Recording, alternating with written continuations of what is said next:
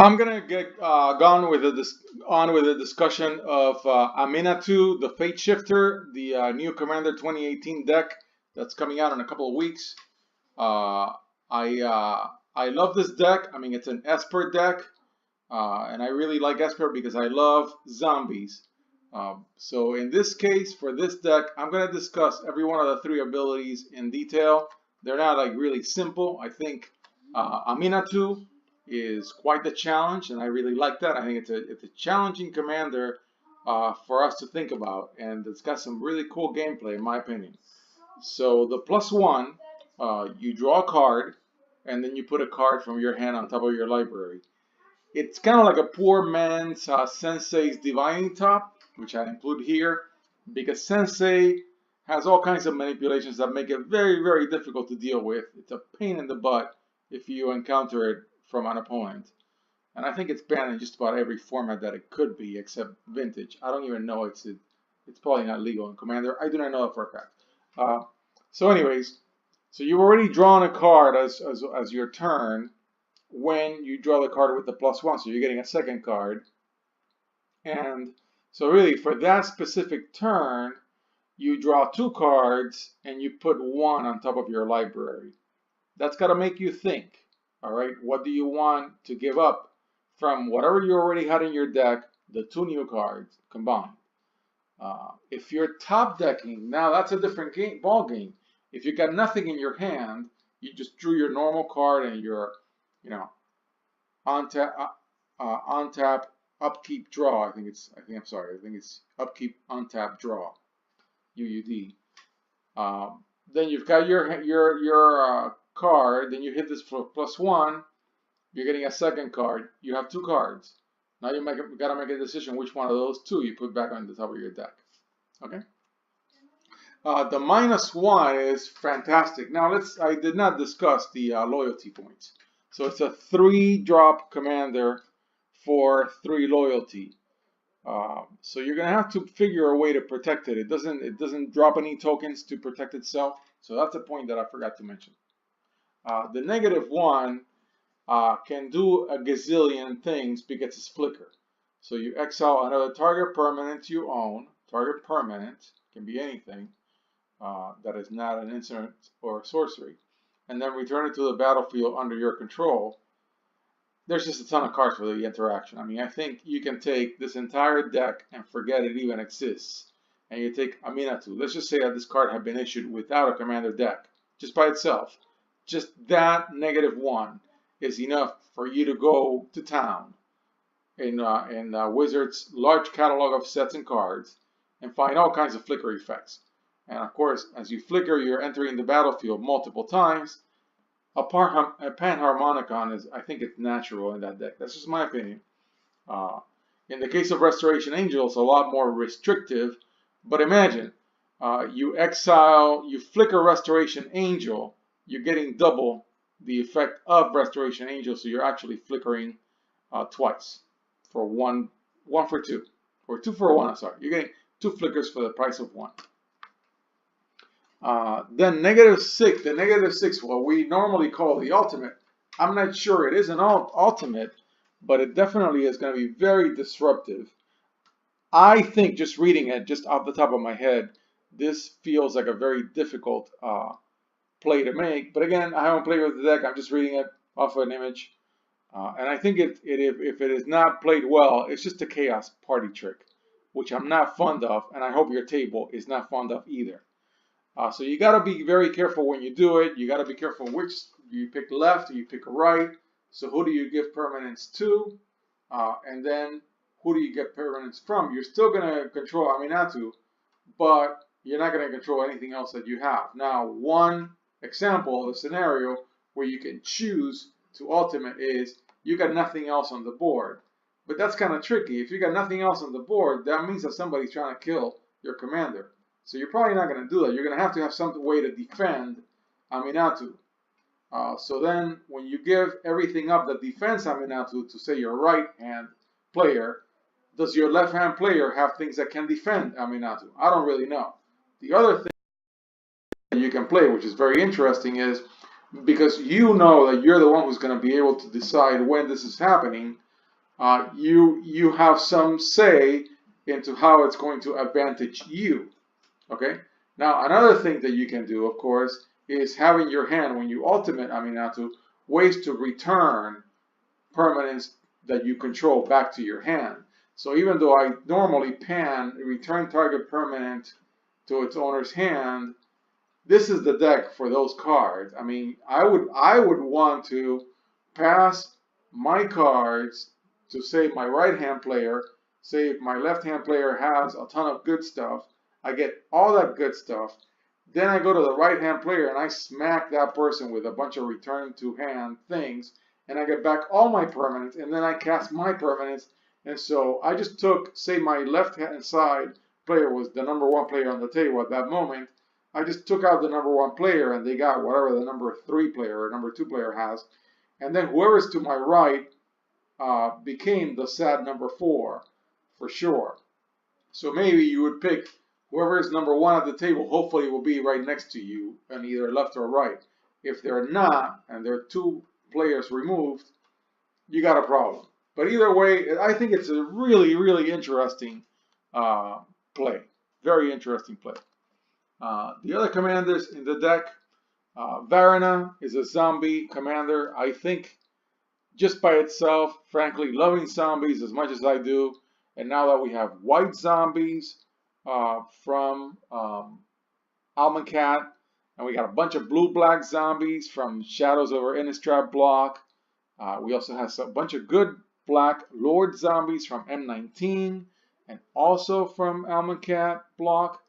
I think I would really, really want to make a Varana Lich Queen deck.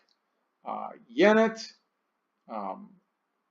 it's a little different because it's got the odd converted mana cost game, and that's very interesting too. Very interesting from a design perspective. It makes you look at cards from a very different perspective. I love Yennet too. Yuriko is great because I would love it if the game had more ninjas, but Yuriko, I think it's got a good trick with the ninjutsu where you got something else. Say you on turn 1 you play a 1-drop, turn 2 you play a 2-drop, turn 3 you play Yuriko, okay, and she's your commander. Let's just say she's your commander. You cannot have a ninja deck in commander. That's a tribal deck. There's not enough ninjas in the game. I think there's like 10, something like that. I looked them up and I think 2 of them are in one of the unsets. So you're really jonesing for ninjas in Magic right now.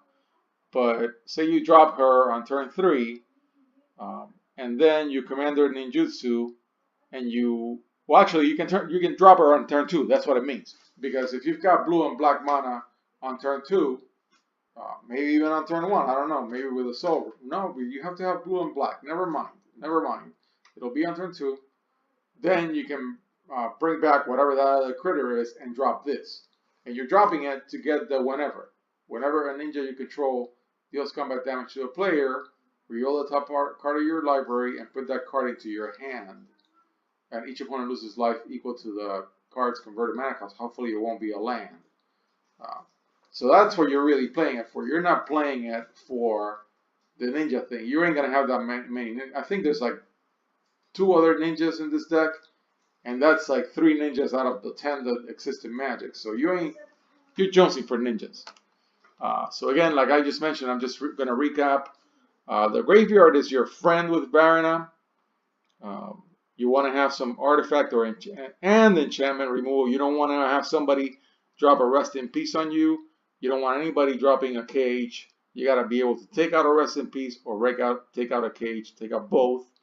And you're going to have a lot of counter spells because all the other stuff that's going to hurt your graveyard is in some kind of an instant or sorcery. And you want to take care of those too. Without the graveyard, you're kind of dead in the water with the Varana deck, in my opinion.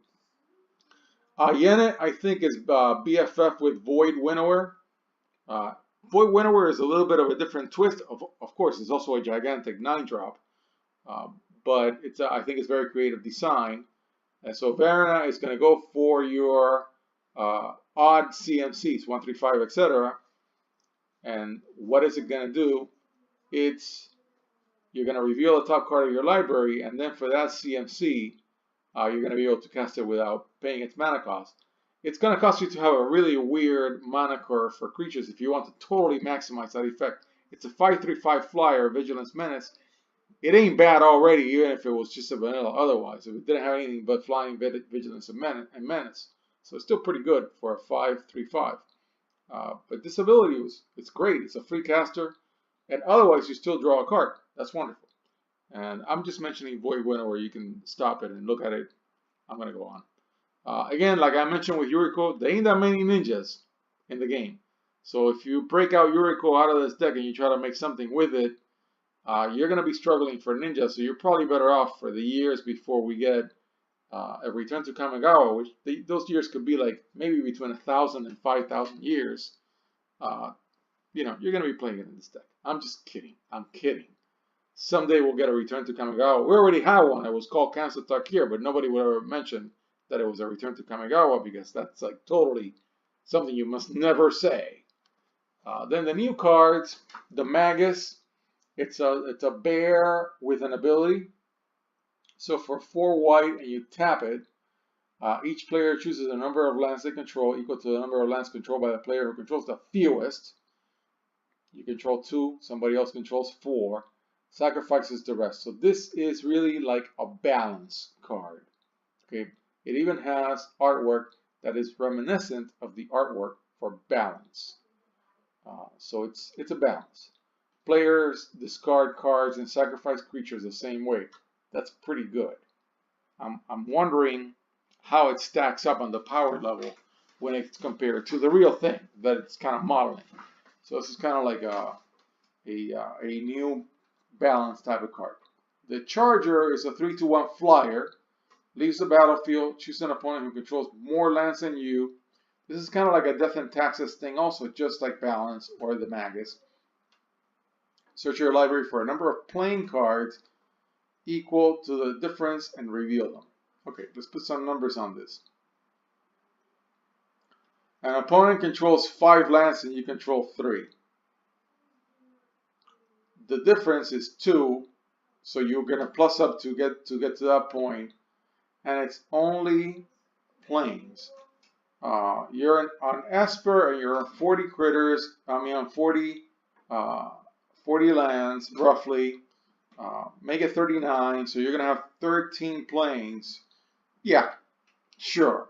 But if you have a bunch of dual lands and you only have, like, say, 5 planes, well, there's only one Charger in your deck. That's fine. You're a commander. That's completely doable. So you put one onto the battlefield and the other one in your hand. The other ones, most of the time, I think you're just going to get two lands. Yeah, if you have this in your hand, you're not going to want to get 2 behind. And so you're going to want to plus up the lands for 2, like 3, but not for 7. You might not even have 7 in your hand, in your deck. I love Entreat the Dead because I love the completion of types of, and I know in Avacyn Restored there was a point to not having a black miracle because I think the concept of a miracle meant that it couldn't happen in black. Black does not believe in miracles, but apparently black now does believe in miracles. Return X target creature cards from your graveyard to the battlefield. So this is like a mass reanimation thing.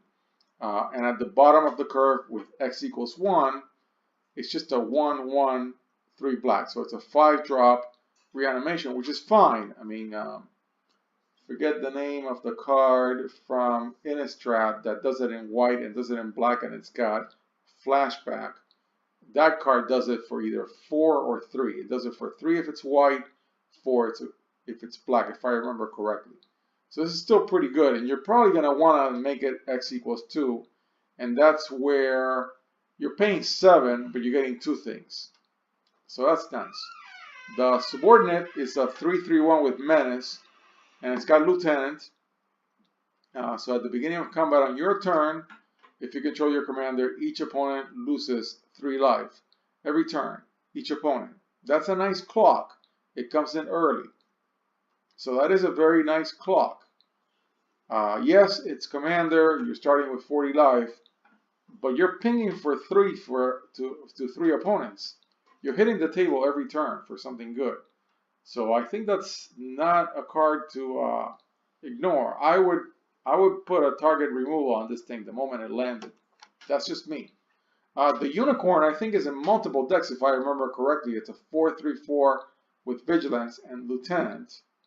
So again, at the beginning of combat on your turn, the other one was at the beginning of combat on your turn as well. So that's the trick. The beginning of combat on your turn, control your commander, and you fog. So you fog for your creatures. And other creatures you control gain Vigilance until end of turn. That's a good Death and Taxes sort of thing. It's a good slower, it slows down the game. It's a denier strategy. So Magus lets you catch up. The Charger lets you catch up. And then the Unicorn fogs, so it also lets you catch up if you're down. Then the Golem is already also in the Sahili deck. I don't remember which other deck it could be in, but it definitely is in the Sahili deck. And this deck, I think it's a fantastic card, and I explained it when I talked about the Sahili deck, especially for commanders that are 6 drops, 7 drops, really large drops. Your commander would have come in maybe like 2 or 3 turns after the Golem. The Golem is saving you something. Now, in this specific deck, I am not sure how well you can drop the Golem before turn 5 with 5 mana. I'm not sure of that. But I would hope that there's a way to drop it on turn 4, because then you can cast a commander you normally would drop on turn 6 or 7 on turn 5. Then the Incarnate is a 5/3/4 with Death Touch, and when it leaves the battlefield, all creatures, that includes your own, get -3, -3. So you better not have anything you don't mind losing when you drop this. The Evoke cost for 3 black. If you cast it for the Evoke cost, you sacrifice this critter when it enters the battlefield. You're still casting it, so you get the -3, -3, but you don't get the Death Touch Incarnate. It never lands on the battlefield. You gave it up, but you still get the ability. Then the Mist is an enchantment, and at the beginning of your end step, you may manifest the top card of your library. What does manifest means? You put the card that you manifest onto the battlefield as a 2/2 creature, and then only you can look at the card. And if you know that if it is a creature card, then you can turn it up and pay its mana cost at any time. So that's really good. And then also exile a face down permanent you control face up, and you may play that card this turn. Exile a face down permanent you control face up. You may play that card this turn. Still pay its costs. Timing rules apply. So does that mean that when it comes in, this basically gives it haste? I don't understand this card really well. I don't want to take too much time with it. This card looks like a second round look at. Not in this video, but after I'm done with this video, I want to look at this card more carefully. I'm not sure I understand how to fully exploit that clause. 6 drop, 6/6 flyer, demon. Enters the battlefield, you choose 2 players. Whenever damage is dealt to one of them, the other player also loses that much life. 2 for 1. Man, that's great.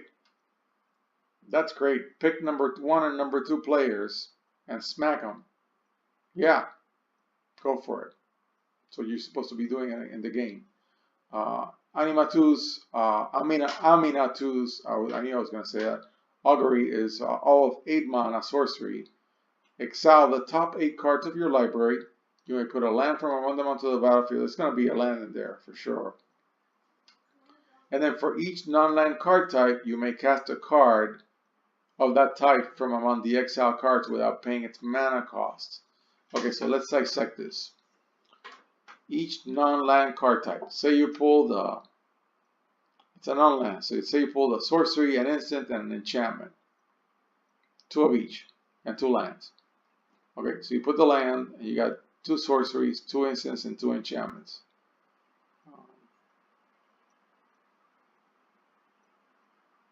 you can cast each one of them. So you can cast as many as 3 cards. You can basically cast as many cards with this spell of the types that are not lands as you drew with it. Yeah, if you got board wiped and you still have 8 mana and you have this in your hand, yeah, why not? Skullstorm, 9-drop. When you cast a spell, copy it for each time you've cast your commander from the command zone this game.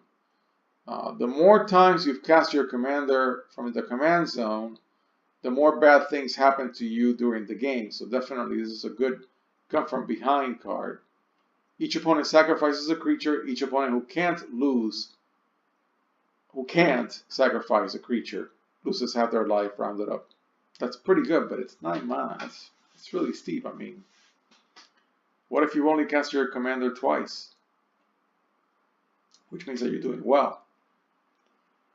Yeah, so you're gonna, yeah, that's fine. I don't know. It's a new card. It's hard to interpret how good it will be. It's still a 9 drop, so I don't know. The High Priest was very good in Standard. Whenever it's dealt damage, you may destroy target non-land permanent. It means you want to whack it for good. The last thing you want to do is, if it's enchanted and it's a 3/3, you don't want to hit it for 3. I mean, you don't want to hit it for 2. You want to hit it and take it out, because when you do the first time you deal damage to it, it's going to destroy probably your non-land permanent. The Starfish is very good. You just tap it, scry 1, utility critter, 0/3, so it's not going to do anything but scry. But scrying 1 every turn never gets old. The Infiltrator, 3/3, cannot be blocked as long as you control no other creatures. Okay, it's gonna mean you're gonna be weak in some way for it to be unblockable. If you're playing 3 other players, I don't see how you're gonna be able to pull that. You're gonna be able to care. Or maybe it's a way to selectively hit somebody, but it also means that you don't control any other creatures. I don't know. I would view that as a weakness in this type of deck, most types of decks. I mean, you would have to have a really good kind of like stacks, kind of like a control, heavy on counter spells, heavy on discard deck, a prison deck with white, something where you don't really care about having any creatures because nobody can attack you and nobody has any cards in their hand. That's what I think. So when it deals combat damage to a player, exile it and the top card of your library in a face down pile, shuffle it and manifest those cards. That's a pretty good trick. I mean, it's only 1 of 2, so it's a 50-50. Face down, shuffle. So you still keep the pile. So you shuffle it, say you don't get this, you get whatever else, you manifest it. Then I guess maybe the next turn you also manifest that second card.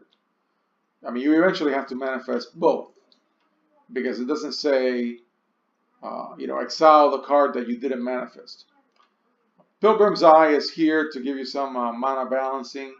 If you have expensive lands, you're probably going to take it out. The Sphinx, mid-level, mid-range Sphinx, 4/4/4 flyer. Whenever it attacks, each player chooses a card name. Then each player reveals the top card of their library. If they get that right name, that player puts it into their hand. If they don't, that player puts it in the bottom. That's hard, man. That is hard. I mean, you're going to have to guess the name in Commander in somebody's deck. I mean, you would have had to have looked at their hand in the first place. That's the only thing I would have done. I mean, I've already looked at the person's hand, and then I know which card they have. And hopefully, they only have 1 card. And I know what's going to happen with it. I would have to be able to name a card I already knew with this effect. Otherwise, I mean, what are the chances of you knowing exactly what's in somebody's hand or deck? Nah, I don't see it. The Seer is a 4/4 flyer for 4. At the beginning of your upkeep, each player reveals the top card of their library, loses life equal to the card's CMC, converted mana cost, then puts it into their hand. It's for all players. So, boy, I mean, you have a scry creature in here, so you will know. For example, you will know if the top card of your library is a land. You're not going to lose any life, and then you're going to draw a land, and everybody else, maybe 2 of the 3 other people, are going to get hit. Yeah, it goes well with scry. The ninja is here for your ninjutsu play. Pretty good. I mean, it's a very good card, even though it's a common. It's a very good card. And when it deals combat damage to a player, you may draw a card. So if you ninjutsu it, you only pay 2. You don't have to pay the 4. And so you're gonna remove something that's attacking, and you're gonna drop this, and it's gonna have summoning sickness. Doesn't have haste. I think, right? No, you put it on tapped and attacking. So it basically has haste when you do the ninjutsu. I'm sorry, I haven't played with this card before. The Djinn, very casual card. It's a 5/4/4 flyer. Enters with 3 witch counters. For 4, you remove a witch counter. You look at the top of your library, and you may play that card without playing its mana cost. If you don't, you exile it. I'd want to know it with some scry, so that I wouldn't exile something really good. No, but you want to play it. You're going to play it for free anyways. You're going to play it for free. It should be something good. Anyways, I would scry to find out. Maul Drifter has been reprinted a gazillion times, and that's great. It's a fantastic card because the evoke cost basically turns it into pacifism. It doesn't have flash, so it's going to enter as a normal creature. But if you play it for the evoke cost, you just get the clause. Enters the battlefield, you draw 2 cards, goes into the graveyard because you sacked it. The Delver is a 5/3/2. Enters the battlefield, you can summon something effectively to the battlefield, and you lose life equal to the card's converted mana cost. Hey, if it's something really good and it's worth the life cost, that's great. The Valkyrie, 6/4/5 flyer with vigilance. Tap it. Target creature other than this card dies this turn. Return that card to the battlefield under your control. It can be any card. It can be any card for the other 3 players. That's pretty good. I mean, it's still a 6/4/5. It's not going to happen early game, but boy, what a great way to take over something that you didn't have that was pretty good that died. Yeah. And yeah, so you wouldn't attack with it. You'd have to leave it on. Well, it's got vigilance, so it's always going to be untapped unless you tap it for that effect. The 6/5/5 flyer Sphinx has Shroud. You can't do anything to it. Neither can anyone else. And you may look at the top of your library, top card of your library at any time. That's pretty good. It's only the first one, but that's nice. You really want to know, in this deck, from what we've read so far, for the Djinn, for the Dustmantle Seer, you really want to know what's at the top of your library in this specific build. Then the Sphinx is gigantic, as a 7/5/4 flyer. When it's put into your graveyard from the battlefield, put it into your library 3rd from the top and cascade. What does cascade do? It's very good. It's usually like a 2-for-1 at least. When you cast a spell, exile cards from the top of your library until you exile a non-land card that costs less. That's just going to happen. This thing is a 7-drop. You may cast it without paying its mana cost. Put the exile cards at the bottom of your library, so they're not going in your graveyard in a random order. That's a free caster effect. That's great. Cascade is a good free casting effect. Sarah Avatar, 7, equal to your life total. That's nice. Turn 7, your life total could end up being like 20, 15, 10. I don't know. And when it's put into the graveyard, you shuffle it into your library. That's really nice. That could be big. That could definitely be big. I mean, in a gain life deck, this thing can be beastly. Beastly in a gain life deck. I mean, if you are really gaining life, even if you've taken a pounding in a gain life deck, and say you are on like 20 life, still by turn 7, because you've lost some life or you've gained some life, no one's gonna laugh at a 2020s. Somebody better remove it. The Oni is a new ninja, which is great. It's only a 7-drop, 7/6/5, and the ninjutsu is a 6-drop too. So it doesn't have a low casting ninjutsu. The ninjutsu is only 1 less mana. When it deals combat damage to a player, look at the player's hand. You may cast a non-land card in it without paying that card's mana cost. That's fantastic. So you already looked at the person's hand, and some of the cards that you have in your deck, you really want to know, especially with the conundrum Sphinx. You really want to know what is in somebody's hand. So it'd be wonderful to have both at the same time on the board. The Sphinx of Utun is a reprint many times. 7/5/6 flyer. Enters the battlefield. Reveal top 5 cards of your library. 2 piles separated by your opponent. You put one into your hand and the other into your graveyard. You choose how to do that. So you reveal top 5 cards. Opponent separates them into 2 piles. Okay, pam pam pam. Then you gotta pick one to put into your hand and the other into your graveyard. You have reanimation targets like the Delver, so you can put 2 piles that are about equal, and you can do something with both. How about that?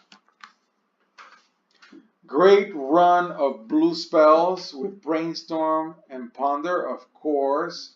Cards that do not need any introduction.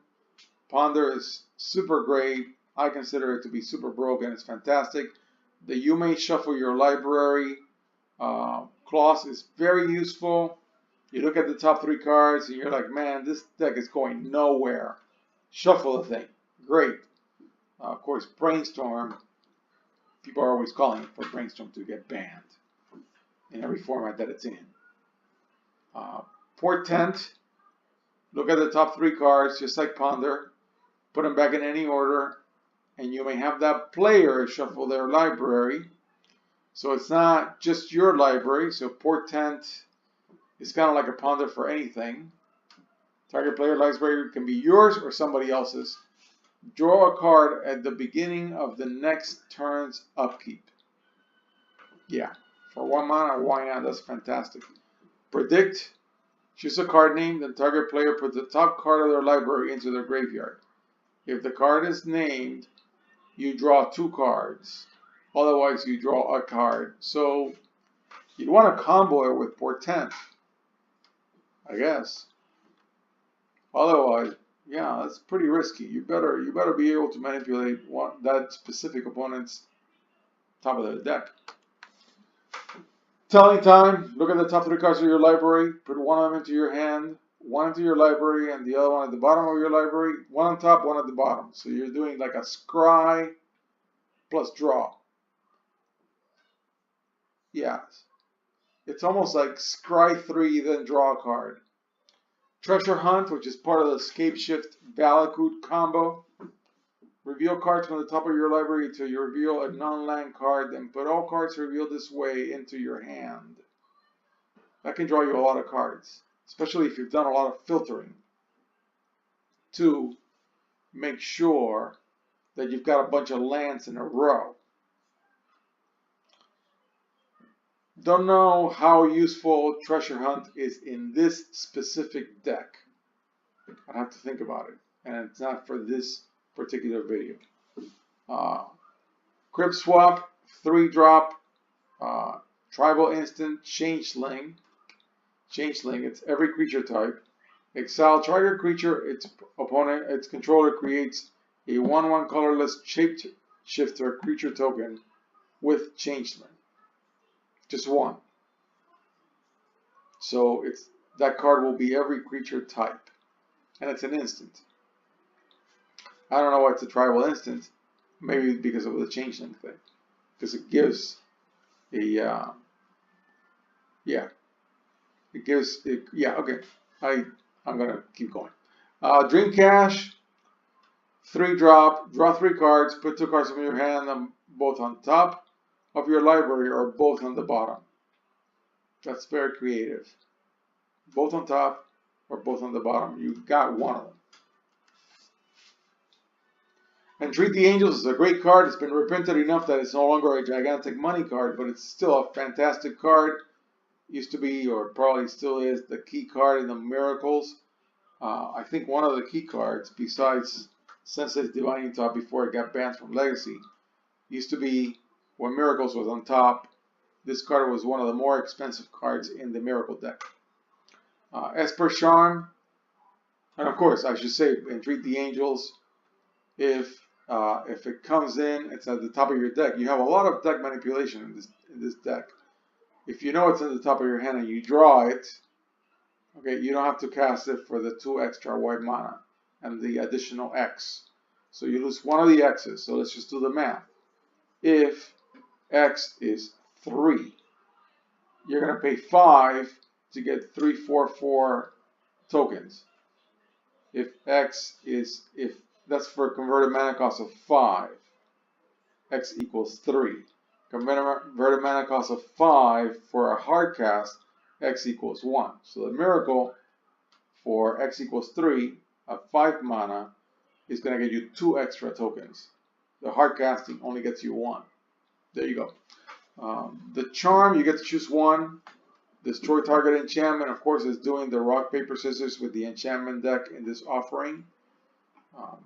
But people play enchantments all the time, so that's fine. Or you can draw 2 cards, or you can cause target player to discard 2 cards. Pretty useful. Mortify for 3-drop, destroy target creature or enchantment. Very useful. Great card. The Touch, 4-drop instant. See what it does. Got a long, big wall of text. Reveal the top 4 cards of your library. You may put a creature card from among them onto the battlefield. That creature gains, at the beginning of your end step, return this creature to its owner's hand. It's your library, you're the owner of the card, so it comes back to your hand. Beginning of your end step. If it doesn't have haste, I don't know what you're going to do with it. Then put the rest of the cards revealed this way at the bottom of your library in any order. If you draw something that has haste, or has a pretty good enter the battlefield ability, you're going to get that enter the battlefield ability, or you're going to get smacked with something with haste.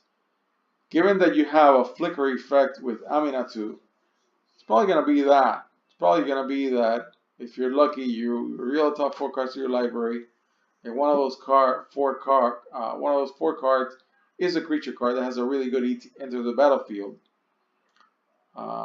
You're going to drop it, you're going to get something from the enters the battlefield, and then you're going to get it back to your hand, so you effectively drew it.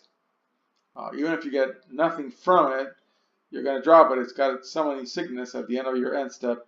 You're going to get it, so you're drawing it. I can see multiple possibilities.